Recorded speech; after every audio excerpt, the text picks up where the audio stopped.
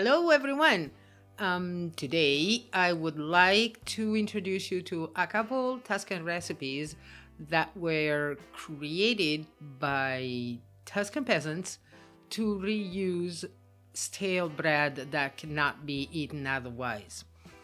Um, in order to not throw away food, which I really cannot stand, um, I looked for these couple recipes, having married a Tuscan and having lived in Tuscany, and I just found out that I absolutely love these two recipes. One is for summertime, and it's a salad called panzanella. The other one is for wintertime, and it's a soup called ribollita.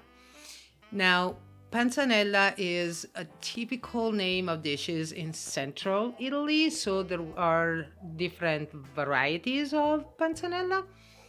The Tuscan one is actually made with Tuscan bread, but here in the States it's a little bit more complicated to find the actual bread you need.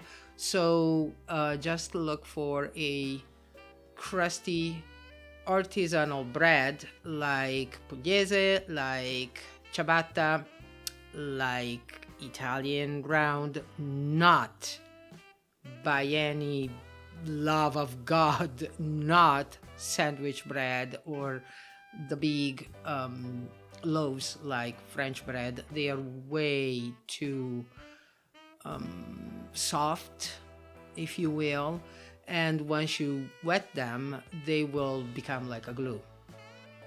Then you soak the dry bread in a mix of water and vinegar, and you simply add a lot of basil, red onions, tomatoes, vine-ripe tomatoes, juicy ones.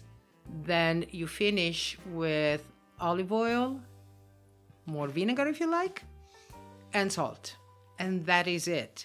Some parts of Tuscany add cucumbers. I do too sometimes. It's only a matter of what you like. So if you like them, what the heck, add them. If you don't, leave them out. But it's one of the simplest and yet more flavorful salads I've ever had, provided that the ingredients are top-notch. As I always say, the fewer the ingredients, the more important their quality is. Then there is the winter one, ribollita, which means boiled again. I had no idea how to make it, so I went to my friend's Franca store. She is Tuscan, I don't know how many generations, probably since the dawn of times. And I told her I wanted to make ribollita, so she just pulled out all of the vegetables in her store that were needed for ribollita. I will link in the description both the video for the panzanella. I have never made a video for the ribollita, which I probably will do soon, but I have the recipe written in my blog, so that's what I'm gonna link. Considering that this is a dish like the other one that was created by peasants, a lot depended on what they had in hand. But what will never be left out of a ribollita are Tuscan kale. I think that here you can find it as dinosaur kale as well. Potatoes, cannellini beans, red onions, and then other vegetables. It could be Swiss chard, it could be Savoy cabbage, it could be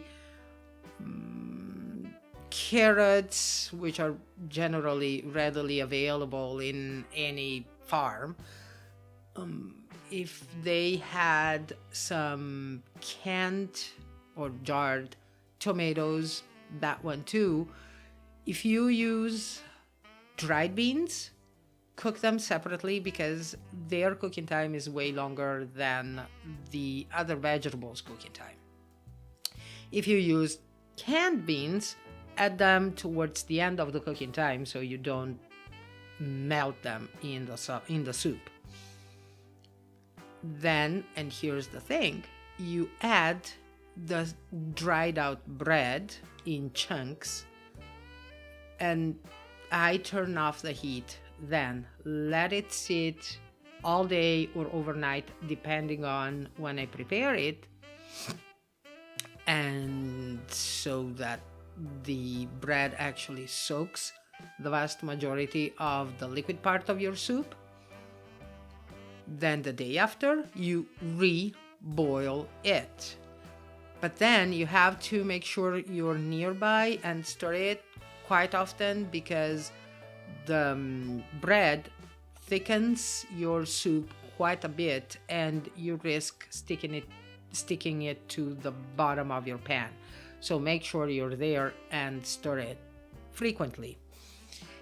When the bread has pretty much become a cream, your soup is done. That can take, 20 minutes, 30 minutes, depending on how much bread, how much soup you are making. Pour in your individual bowls a generous drizzle of very good extra virgin olive oil.